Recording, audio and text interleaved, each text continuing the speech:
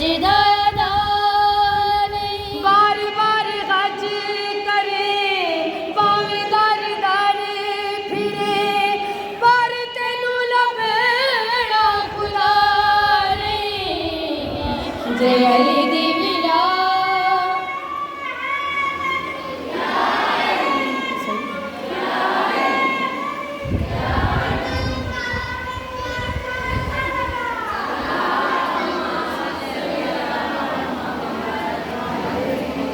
है मौला अली दी वलायत वाली सलवात नहीं है। सलवात पढ़ो।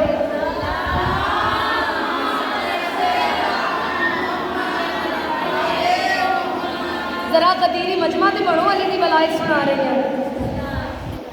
आ जाओ बिस्मिल्लाह।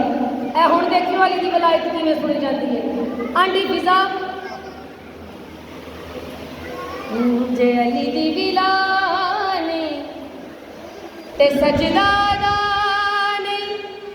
सरकार मुस्तफा साहबियां नू फरमाया बुग़्ज़ अली दे विच अमल जला के बुग़्ज़ दी अग विच अमल जला के फिरना है मथे उते दाग ला के काबे नू फिर क्यों